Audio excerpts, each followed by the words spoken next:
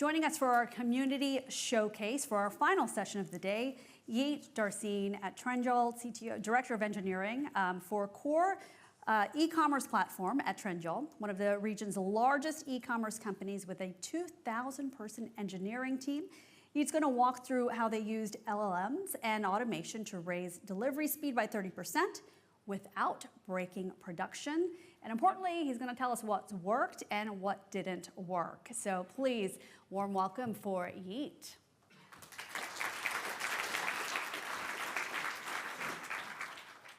Thank you. Thank you. Hi. Did you see the tweet today? I think Amazon, the junior and mid developers are not supposed to send code to production due to high incidence due to generative AI, of course, and the seniors should approve it. So this happened today. Elon Musk even retweeted it. Today, I would like to talk about what we did in my company to see how we can apply AI to our production or to our environment. So we brought some things. By the way, thank you, CTO Craft, for inviting me, and thank you, Hannah, for forcing me to say that this should be the last session, so it should better be good. So I will try my best. Okay. So this is me, by the way. I'm Yeet. I am head of our AI and core platforms, which is like sellers, products, and our logistics systems. And I work in Trendjol. I co-founded and exited 2 startups, Dolap and Prime. It's also in e-commerce. And I try to be a good person, father, and also a husband, partner, hopefully. I don't know what they think about me, but I hope.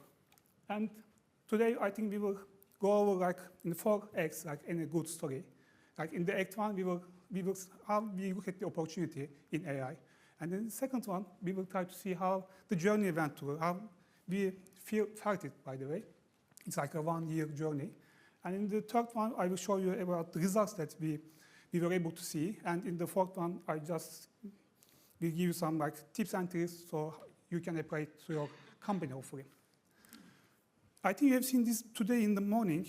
I think we'll mention about it. Like 95%, I think it may be 9 to 10 maybe right now, but about 90% of all, like what companies did to get something from AI fails, right? They got 0 return. This is a big number, by the way.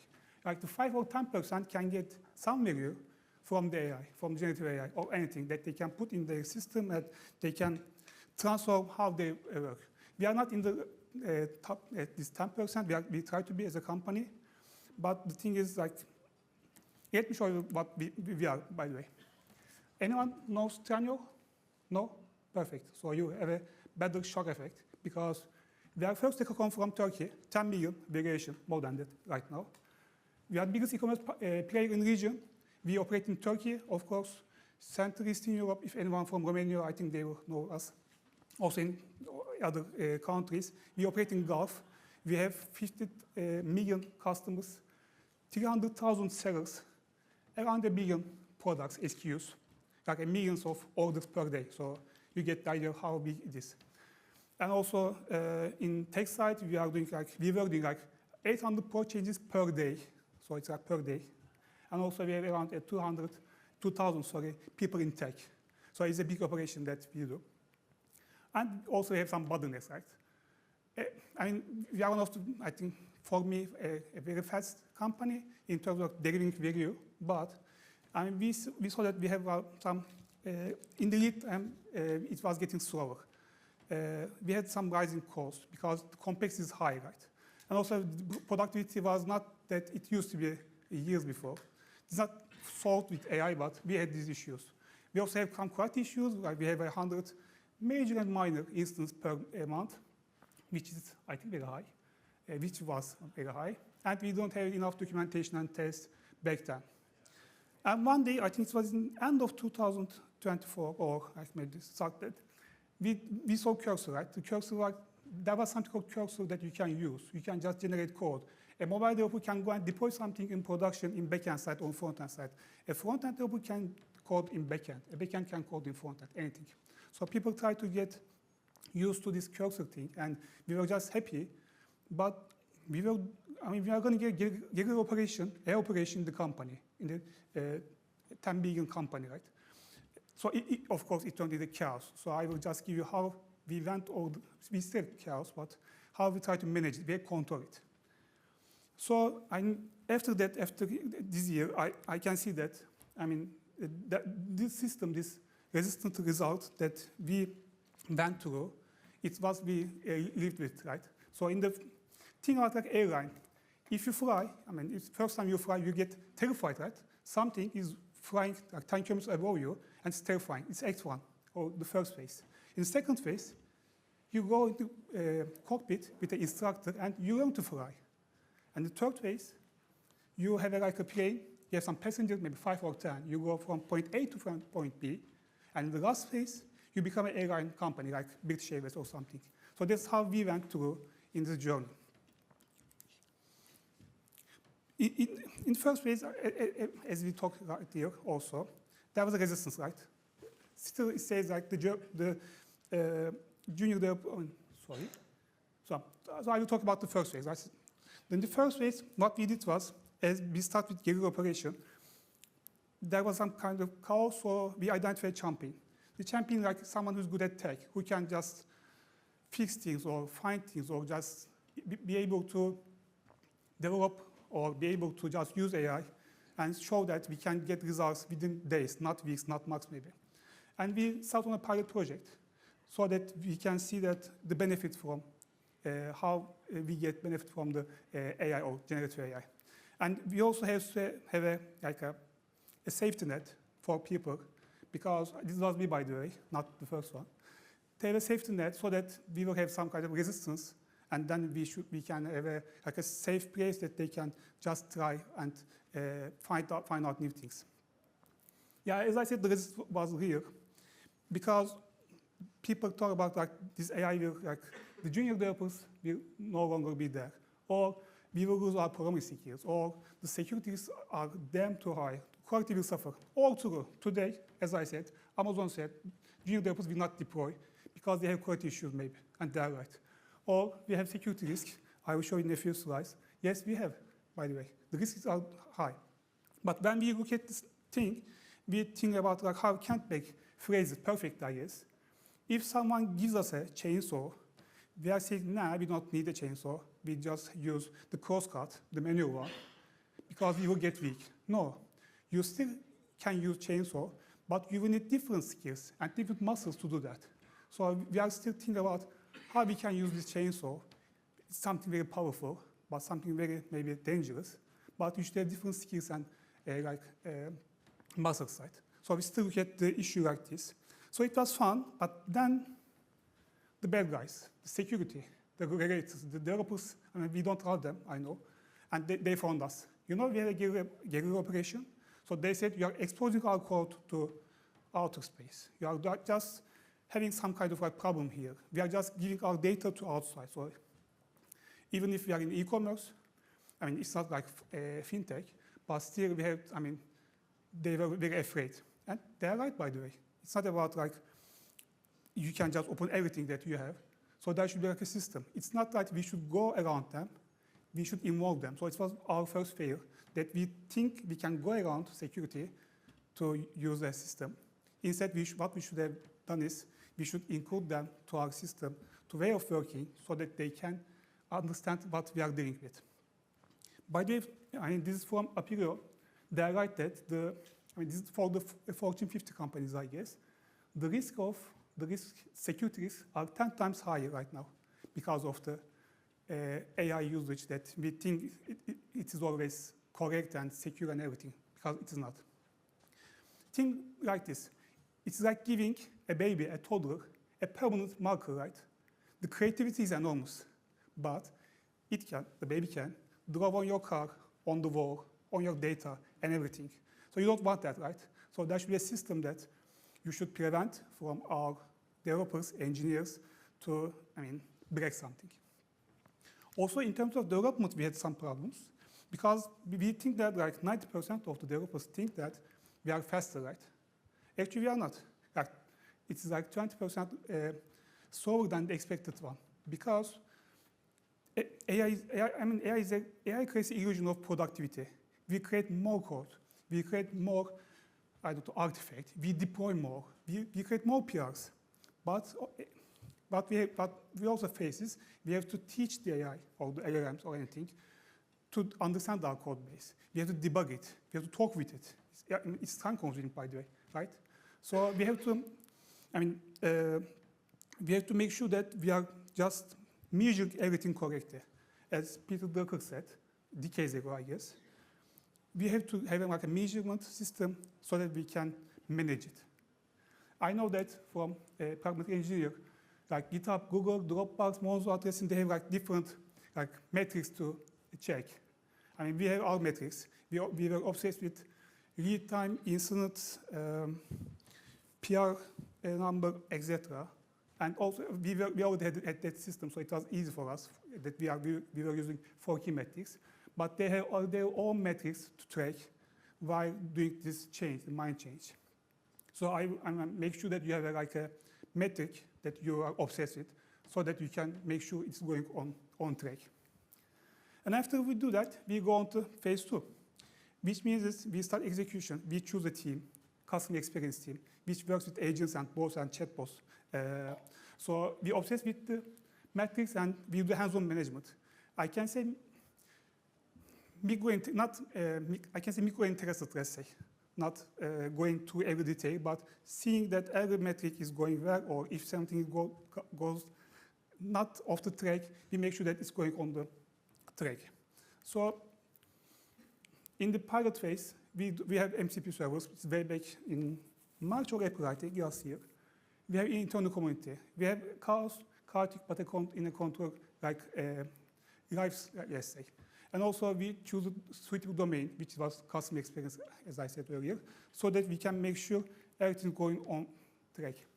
And we got those numbers. I mean, right now this is not the number for every team in my company, but we had like 40% of increase in velocity, 96% of sprint completion. Business loved the outcome because we were able to deliver more, test more, do more A/B tests, anything, which means the business loved the outcome, right? They understand we are doing with something, but they understand that there is like a more value here. And we had 0 instance way back then. And also, we had these are business results.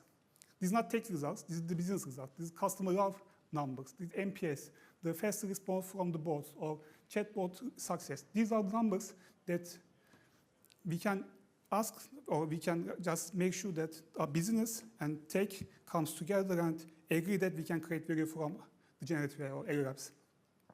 So this is the metrics that we also publish to our company so that we can see we are going somewhere, right? And then it forces us to go to phase 3. So we scale the process because we know that a team, like a group of 40 people, can deliver a nice value to their business, and then everyone is happy. So we are like 2,000 tech employee company, right? So we can just scale it. We should have like a smooth onboarding. We worked as a forward-deployed engineers like Palantir does, so that we can just onboard every team together. And we had some monitoring and alerting platforms so that the cost is high or the security risks are high. So we make sure that all going in on track, let's say. And we make sure in this scaling process that AI touched everywhere of every stage, like the coding, development, testing, designing, security, like enriching the Jira task, for example. We make sure that we can use in every aspect of our development lifecycle. This side I love very much because our mobile team, we have around 150 engineers there. They said they had an issue about the bottleneck is about the regression, right? Because we are doing weekly releases, as I said, 150 developers changing code every day, and we are doing a release, mobile release, every week, every Monday. And they say it takes too much time to do regression tests. To do release, it takes some time because we don't have enough tests. Think that we are operating in 35 different countries. We are working with, I don't know, maybe tens of payment systems, billions of products, billions of users. So we work on with the team, and they create their own platform for mobile only. And they were able to create tests automatically. They can enrich the stories, and they can write screenshot tests, etc. So they were able to get their own benefit from the platform. And then we had our second issue. We had the production incident again due to PR, because we didn't check the PR. We forget human in the loop, human in the process. And the AI was a scapegoat. The developer said, I think the AI forget to, or I think the AI put extra semicolons or somewhere, and then we had some issue. The post-mortem was, I think it was not that good, and we thought that AI is a powerful tool, but it's not the scapegoat. AI will always be confident as it is writing a good code or a bad code, or in that, I mean, AI is confident on when it does something. So it can hallucinate, right? So we should make a better platforms, processes all the time, so we make sure that we don't fail again. So it was a bad incident. And right now we are in phase 4 as a company. We are not in good phase. We haven't finished our phase 4. We didn't start, I guess. But what we do right now is we try to make it a must for whole company. We are trying to have like a solid platforms for people to use. And also, we are working on optimizations. So these are AI platform. I'm showing you to maybe influence you, maybe you will get. So we have like, you can use the news, latest news or trainings from here. Or you can have AI agents, workflows. By the way, we use N8N. If you don't use N8N, please do so. I mean, it's a very powerful tool for us, at least. Or we can use like our custom workflows also. So we are giving these platforms to our like clients, our developers, right? Also, these are agent platform. Right now, I think we have around 20% of all the issues have like 1 or 2 points in story point in our Jira. And AI can code all of them. So in Jira, if you open your board and just take 1 or 2 points of like a story to like a different column, then AI will code it, test it, and open a PR for you. We are not like, I think Spotify does that. I mean, they can just give everything to cloud and it goes automatically. We are not in that part, but I think we will be someday. But I think we have done 4,000 Jira issues by AI in last a few months. So that's why we are trying to go. So we give those like agent platform to our engineers also. They can have like mutation test planners or like, I don't know, coding planner or test planner, anything they can do is an agentic way. So that's what we're trying to give them so that they can use it in their daily life. Also, these are like MCP servers. These are open source to our company. I mean, they can contribute, or anyone can contribute or use. We had a lot of garbage MCP servers, but that's fine. Let them use that, let them try that, so that they can find the best one for their like, business, right? Then we are going, I mean, think about tech. What we do, we have the like coding, we have like Jira, we have like, I don't know if you are using Agile or anything. You can have like story points, velocity, incidents. Every metric you do in tech, I mean, you can measure them, right? So that's perfect, so that you can optimize it. Our fail right now, I say it's fail. Our tech team, they had the all buy-in, right? They can say, okay, we are using this one to improve this metric. But I mean, we don't make like a whole company idea of like changing our mindset to using AI in every aspect of our business. If tech does that only, it will not get value from whole company. So that's what we are facing right now. I mean, our CEO or our top management believes in AI, but I mean, everyone from HR to growth, from finance to anyone, should think about how they can use it. I mean, some companies do this best, but as a company of like 5,000 employees, it's not that easy. We are just trying. But just an example, I was in China, in Hangzhou, in Alibaba headquarters, in the visitor center. Everyone talking about AI, right? From HR to like the coffee, anyone in the like the coffee shops or everywhere. Even if in the men's bathroom, there's like small ads, like when you do your business, there's like small ads. And even if there are like some news about AI, like the Alibaba's last model, Kuren, it's a very powerful model, by the way, or like news from other companies. So the mindset from top to bottom was all about AI. If you have that, or if you can have that, I think you will get the benefit from AI. Because not only tech, we get benefit to you, but also the whole company should believe in that one.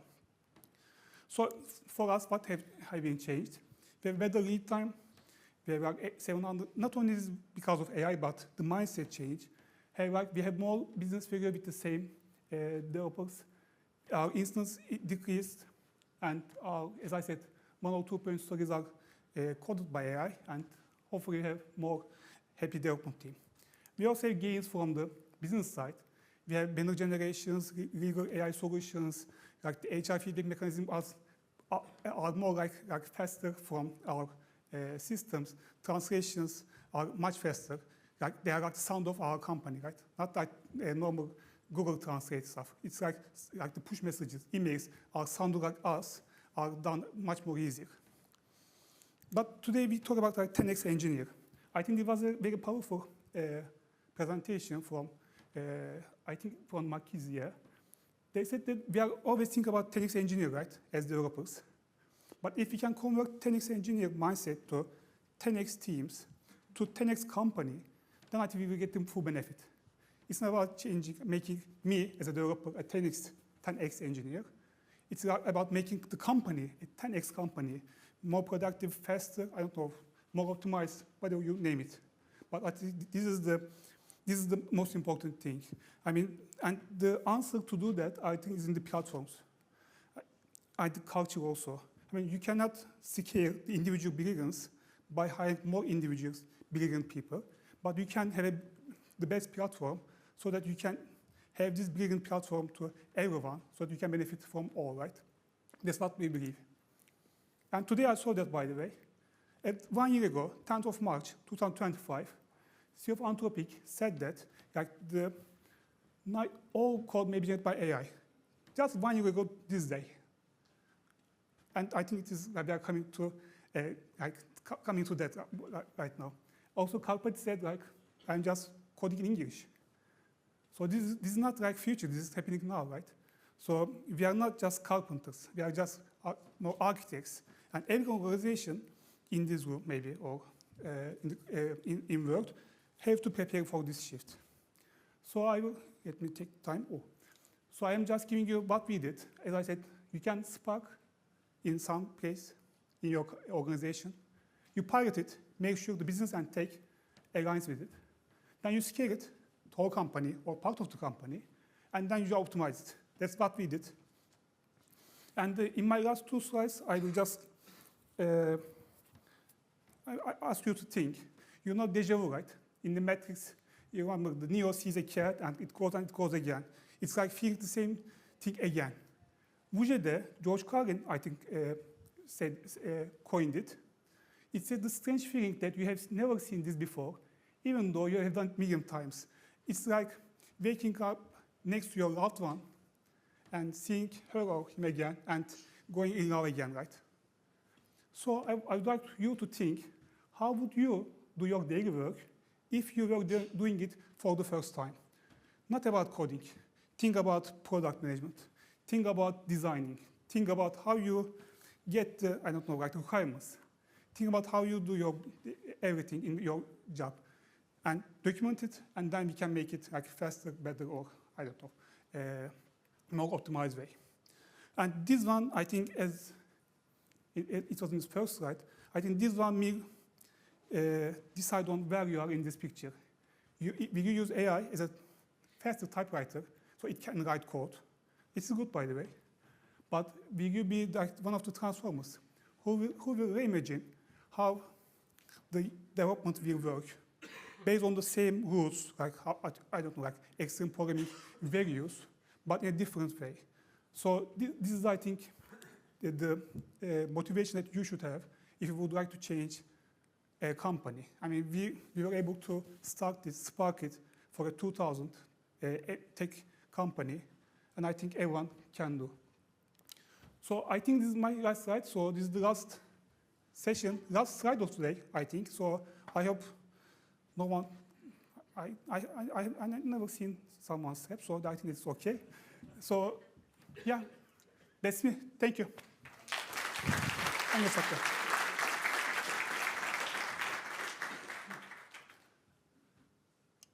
Questions? No questions.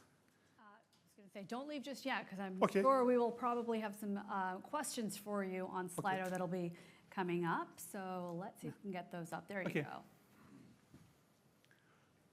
how did you confidently attribute any change in the metrics to your AI initiative?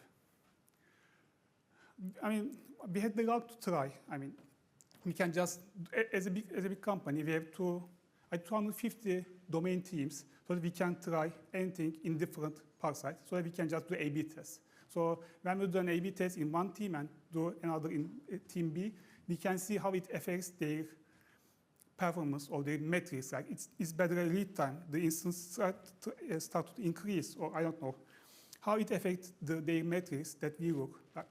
Then we can be confident that doing those A/B tests or just trying, we can see that if it is like helpful to us or not. Because for every company, it is different. We don't have that much document, for example, and we don't have that much document and a huge code base, millions of lines. It was not that easy to do something, but then we have to find our own solutions to make sure that it elevates our how we deliver value, right? So that was how we tried to do that. Okay. Yes. Trying to get off stage. Okay. Thank you. Getting ready for that. Thank you so much for closing out our day.